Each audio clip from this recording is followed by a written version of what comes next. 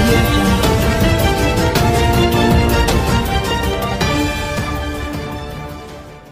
అందరికీ నమస్కారం.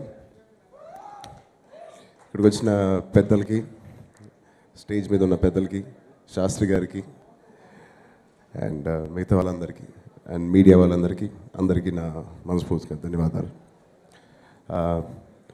చాలా కనెక్షన్స్ ఉండి నా మనసులో చాలా లాంగ్ రిలేషన్షిప్స్తో కూడుకున్న ఫంక్షన్ అని నేను మనస్ఫూర్తిగా అనిపించి నేను ఇవాళ వచ్చాను.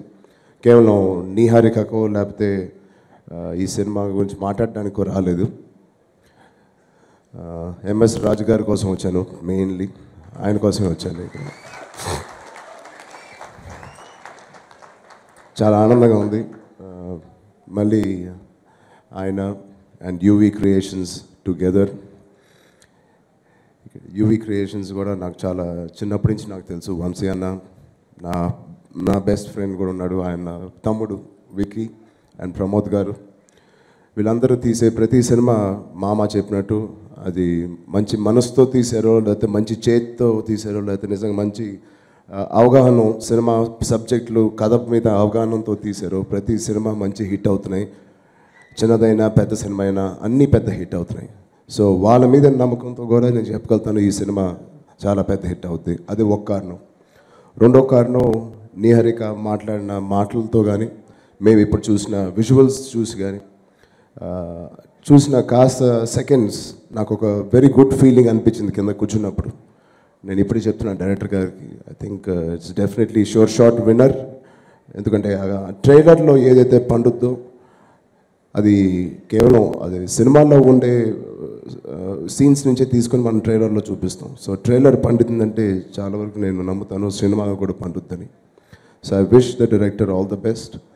And Shaktikanth garu, I really enjoyed your music and your work in ఫిదా.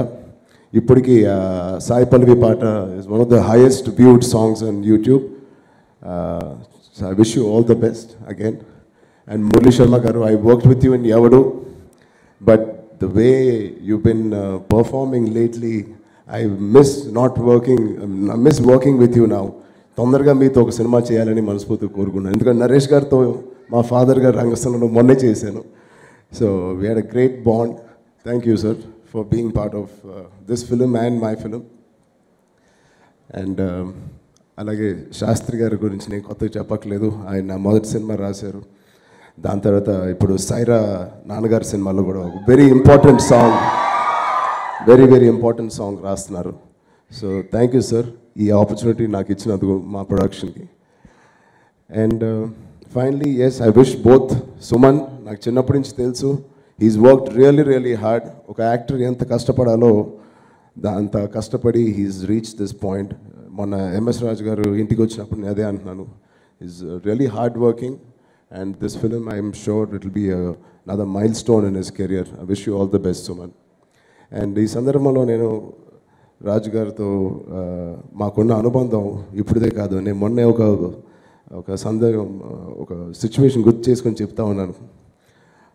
ఎందుకో ఒక నెల క్రితం మా నాన్నగారు మీ అందరం కూర్చున్నప్పుడు we were talking about MS Raju garu. అది ఎందుకో తెలియదు, జస్ట్ మా థాట్స్లో వచ్చి ఏదో మాడుతూ ఉన్నాం. అండ్ డాడ్ ఒక చిన్న సంఘటన ఆయన లైఫ్లో జరిగింది గుర్తు తెచ్చుకొని, బహుశా ఇది ఎర్లీ 80s ఉండొచ్చు, నేను పుట్టానో కూడా లేదో కూడా తెలియదు, మేబీ ఒక 1-2 years అయి ఉంటుంది. సో 86, 87లో ఒక చిన్న సిచ్యువేషన్. చాలామంది ప్రొడ్యూసర్స్తో అప్పుడు పనిచేస్తూ ఉండేవారు. మీరు నమ్మరు, ఆ మంత్ మా నాన్నకి అమ్మకి డబ్బులు సరిపోకపోతే ఒక 5,000 కావాలని అప్పుల్లో పనిచేసే ప్రొడ్యూసర్స్ 2-3 అడిగితే, పనిచేసే హీరోగా నాన్నగారు అడిగితే కూడా వాళ్ళు డబ్బులు ఇవ్వలేని పరిస్థితిలో ఉన్నారు ఆ ప్రొడ్యూసర్స్. అలాగా ఒక నెల బాగా కష్టపడి అడిగిన తర్వాత లాస్ట్ ఆప్షన్గా ఎంఎస్ రాజు గారి నాన్నగారు అయ్యప్పరాజు గారి దగ్గరికి వెళ్ళి అడిగినప్పుడు ఒక సెకండ్ కూడా ఆలోచించకుండా, ఆయనతో సినిమా కూడా ప్రొడ్యూస్ చేయట్లేదు అప్పుడు ఎంఎస్ రాజు గారి ఫాదర్, 5,000 స్ట్రైట్గా నాన్నగారికి ఇచ్చి, తీసుకోమా రేపు ఎప్పుడైనా తీసుకుంటానన్నారు. సో ఆ టైంలో అలా మా ఫ్యామిలీకి 5,000 ఇచ్చి ఆ నెల ఏం ఆలోచించకుండా ఏం ఆశించకుండా మాకు ఆ డబ్బు ఇచ్చారు. తర్వాత డాడీ పోతూ 2 నెలల తర్వాత తిరిగి డబ్బులు ఇచ్చారండి. అది ఇవాళకి గుర్తుపెట్టుకుని డాడీ నాకు మొన్న చెప్పారు.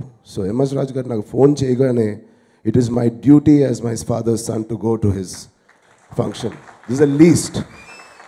ఇది పెద్ద గొప్ప విషయం కాదు నేను రావడం ఇక్కడ, బట్ ఆయన చేసిన గొప్పతనం మీ అందరు చెప్పాలని నేను ఇవాళ వచ్చాను. That's how great.